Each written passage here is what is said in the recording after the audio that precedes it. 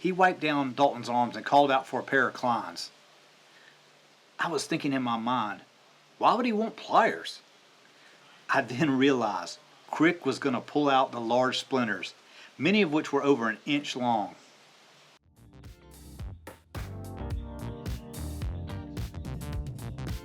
Saddle up. You're on the Lineman Life YouTube channel.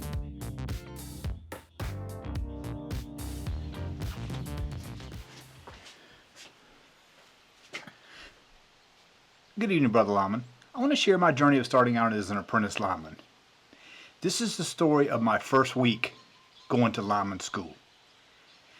Even though many things have changed in the past 40 years since I started as an apprentice, many things remain the same. Particularly, people are still people, and linemen act the exact same way today as they did when I first started.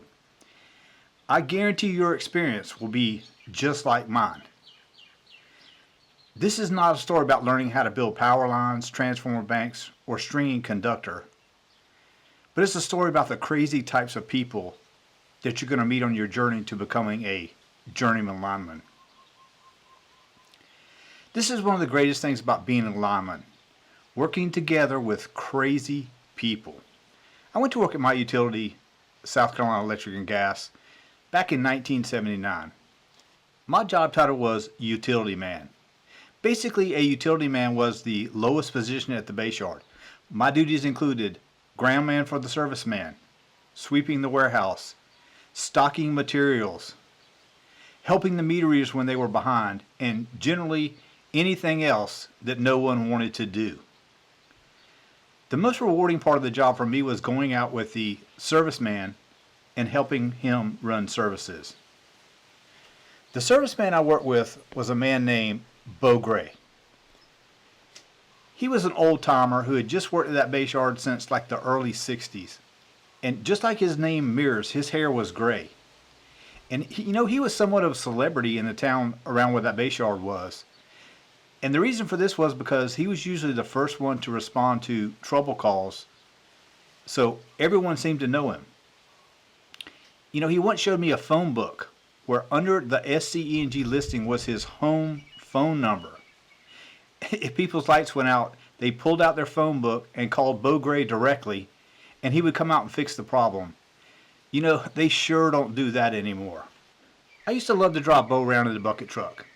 It was always fun to get away from the mundane task at the barn and get out in the service territory. Unfortunately, working with Bo as a ground man was a very little part of my day, and I would always have to go back to working in the warehouse. I wanted to be like Bo, but there was only a small number of apprentice positions that would open each year, which could mean a long wait to get a slot. It took almost 13 months before I finally got the word that I would be getting my apprentice slot and going to our company's lineman school. I'll never forget the day when Bo Gray walked up to me and said, "Your apprenticeship's come in. If you can make it, you're going to be a lineman one day. Good luck. It's going to be hard." SCE&G's lineman school was in a one-stoplight town in the middle of South Carolina, the town of Denmark. Denmark got its name from being located on the railroad. Out of boredom, I guess, the railroad guys named several little South Carolina towns after Scandinavian countries. So along the railroad line were the towns of Sweden, Norway, and Denmark. Our lineman training yard was co-located with the base yard that served the Denmark district. The yard itself was several acres, located about 3 miles out of town. The railroad line ran right behind the property. When I saw the training center for the first time, the one thing that immediately drew my attention was the large group of poles in the middle of a large grassy field. They were arranged in a circle. All were about the same height, except for one pole planted in the middle of the circle. It towered over the other poles. I would later find out that the poles in the circle were 40s and their center pole was a 110 footer. This grassy field in rural South Carolina was the field of dreams for young apprentices. For any apprentice who showed up to the SCE&G Training Center in Denmark, their hopes and dreams of being a lineman would be realized in that field or die in that field. All new apprentices would have to attend 13 weeks of total training. Our training schedule went something like this. The first 3 months, we would attend class for 1 week per month, which was primarily to learn how to climb. The next section of training was once a week every 3 months for a year, and finally, once every 6 months until we were finished. While we were apprentices and not attending school, we were back at our different locations in the company on the line crew, doing on-the-job training. After the first 3 weeks of learning to climb, the other weeks we trained on were underground, hot stick, winch truck, bucket truck, transformers, and everything else a young lineman needs to know. This first day of class, we had 14 new apprentices. Every district in our company was represented, from the big city to the small town districts, as we called them.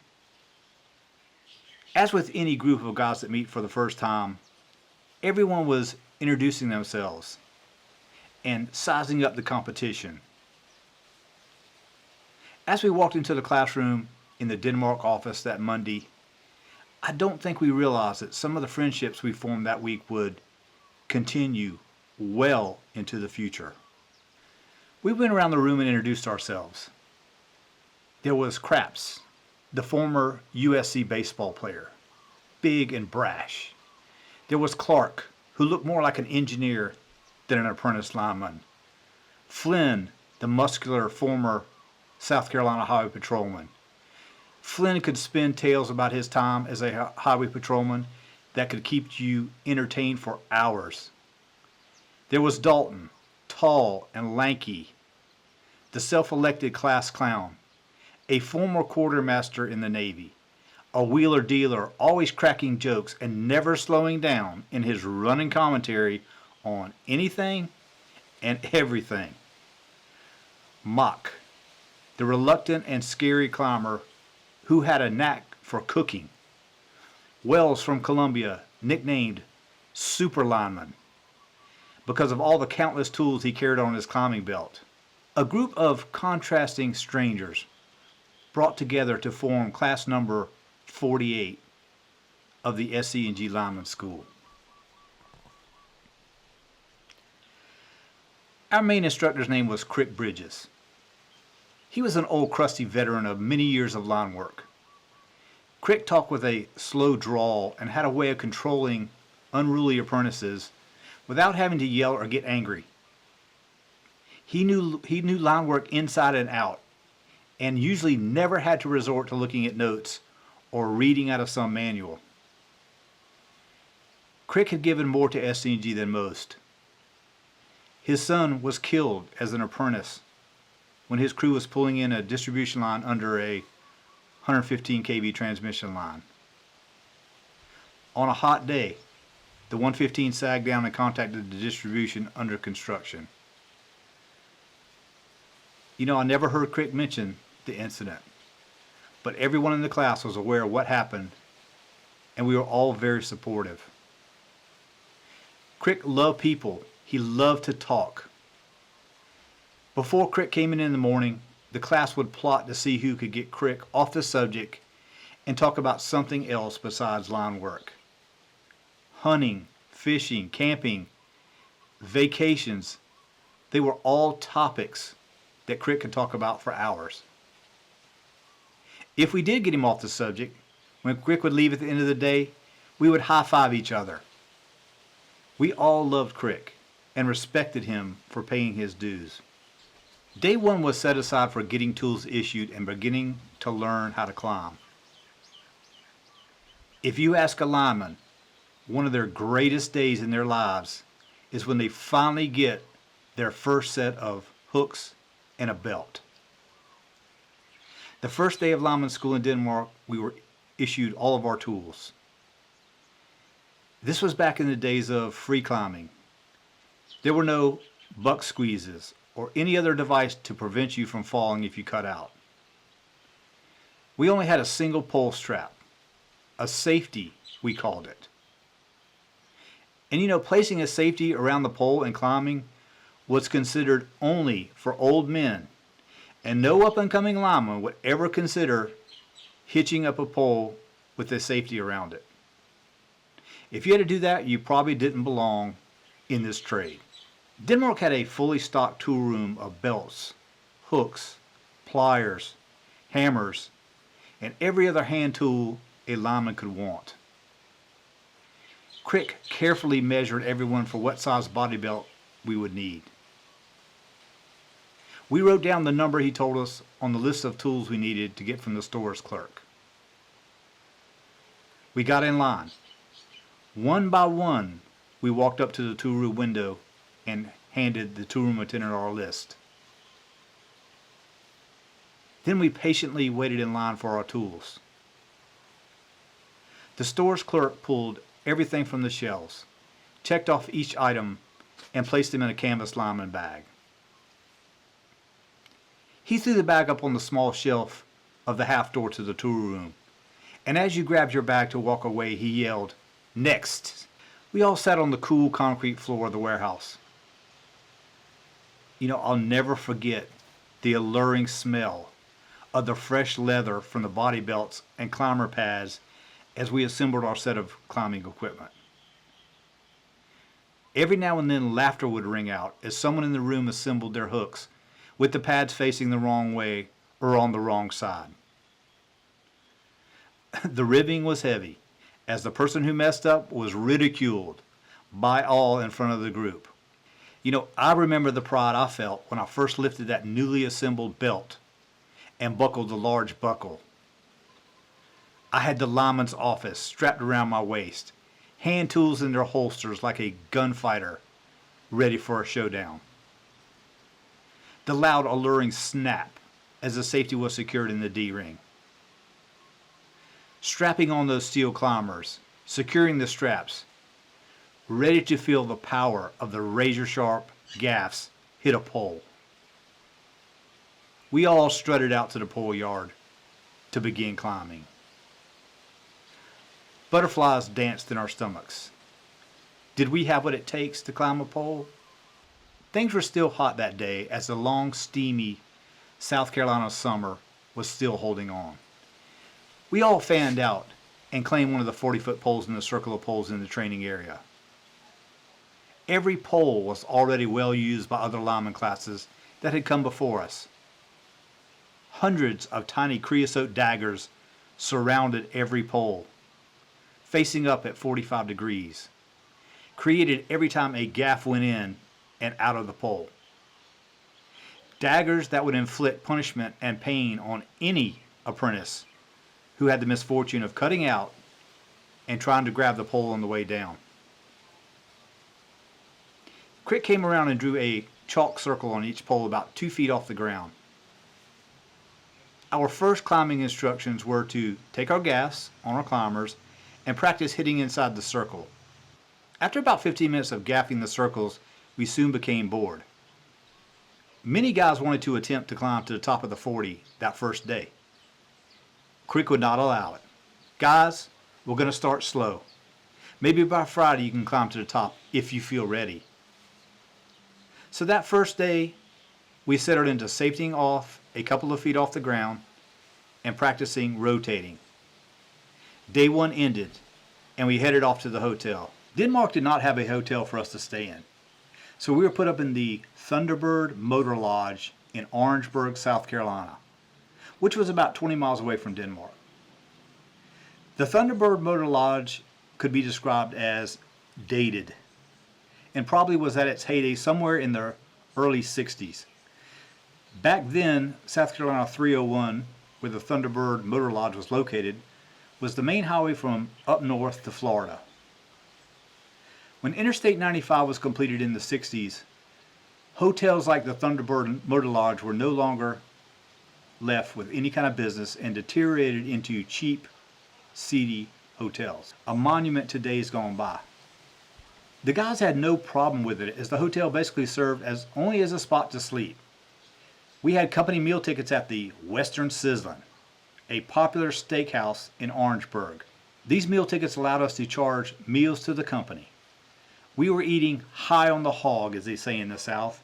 We ate a big old steak every night, and it never got old. There were 3 scenarios that occurred almost every evening after arriving at the hotel from the training yard. 1. Everyone would shower, change clothes, eat, and head out to the many bars around Orangeburg. 2. Shower, change clothes, eat, hit the convenience store for beer and drink it in someone's hotel room. 3. Head to Columbia, South Carolina for some nightlife. So basically our life was to train, eat, drink beer, sleep, repeat. Every morning at school, everyone would be complaining, "Oh, I feel like shit. I'm never going out again. I'm never drinking again on a school night." But by the afternoon, memories were short and those thoughts were forgotten.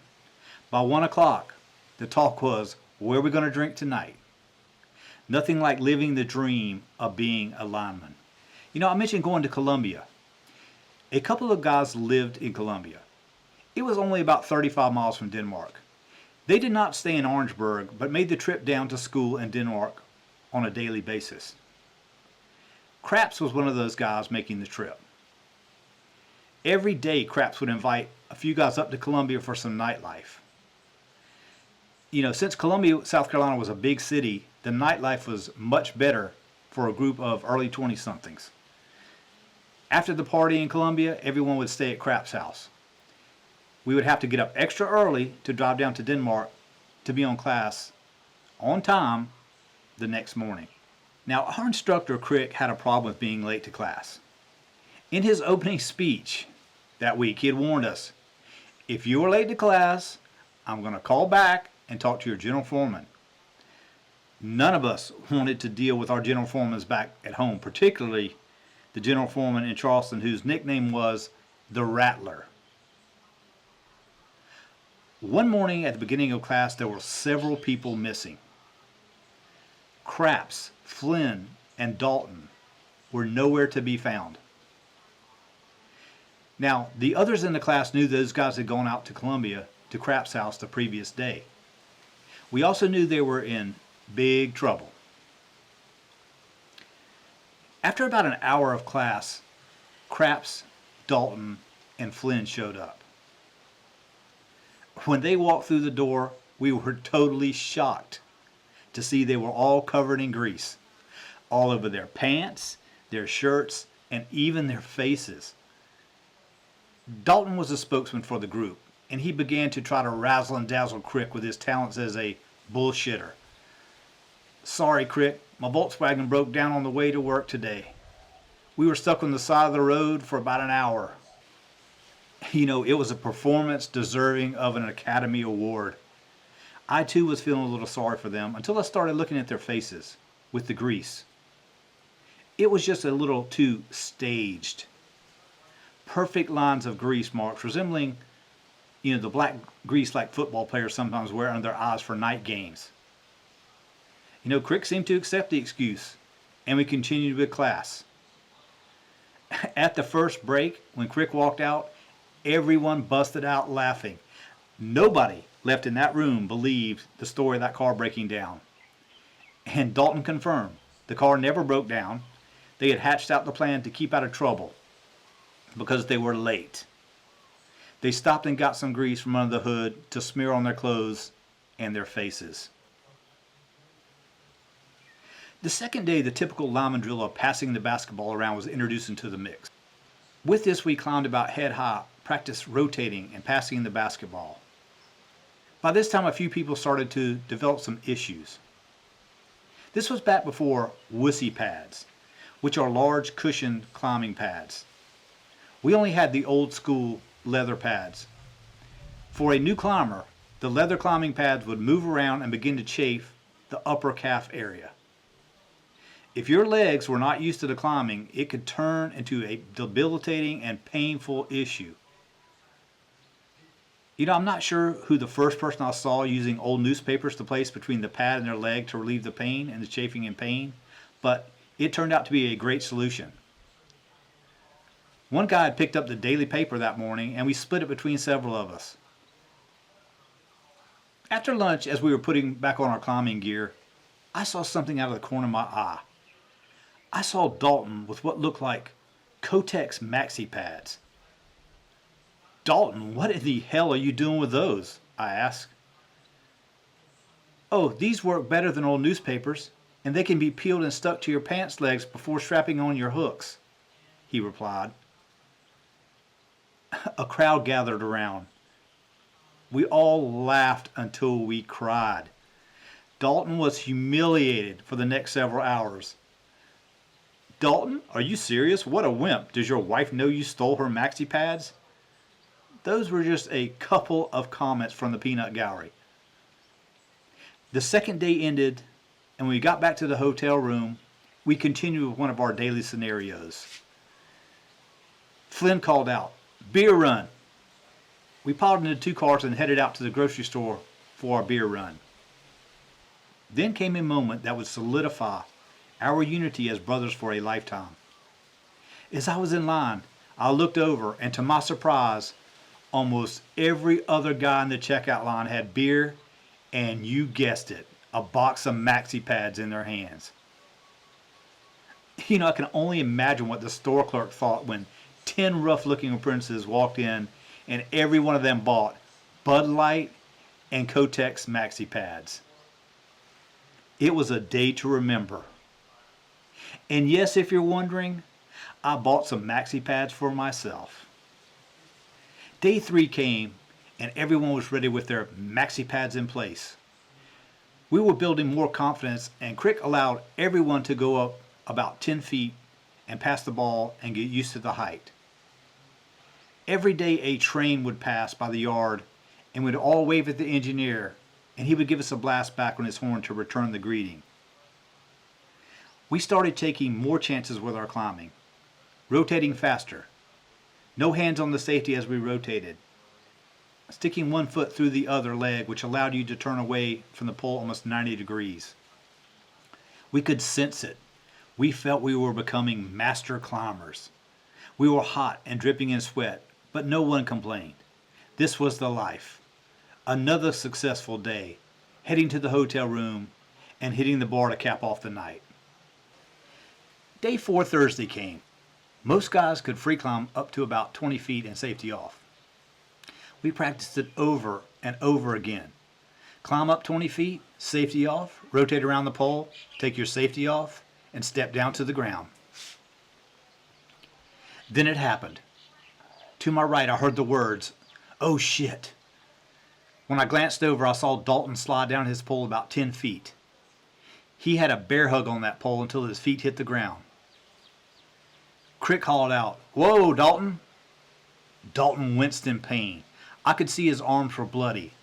When I came down off my pole and ran over to him, I could see many creosote splinters impaled in his arms.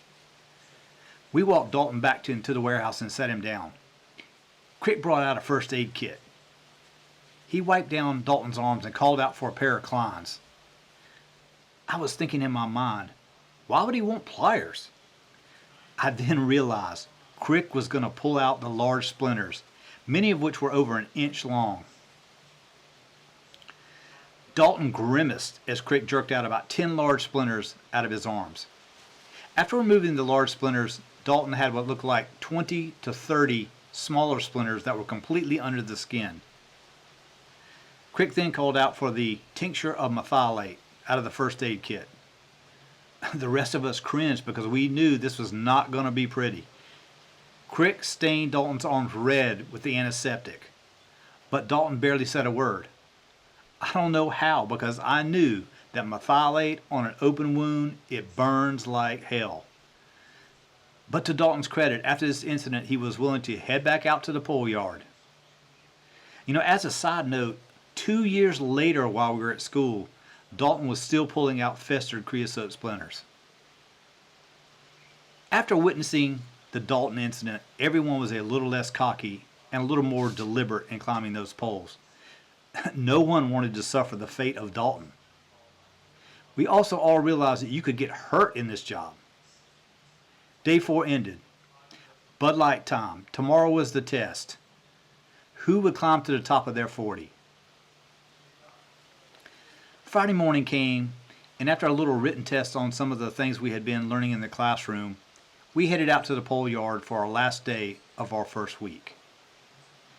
Crick had told us anyone wanting to climb to the top of their 40-foot pole was free to do so. I was scared as hell, but I chose not to let anyone know I was scared. I immediately put on my tools and free climbed all the way to the top of my pole.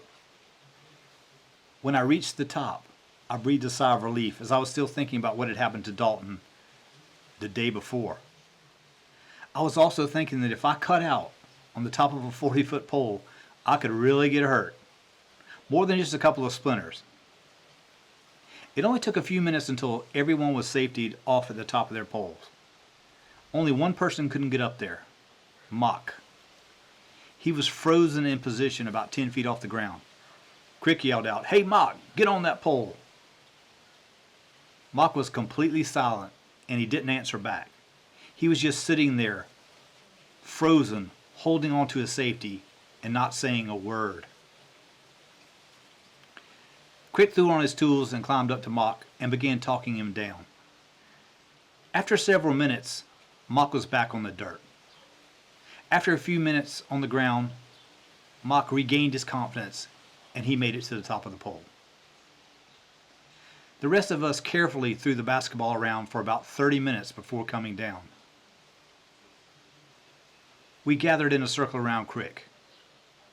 He told us how proud he was of us and that we needed to continue to practice climbing when we got back on our cruise.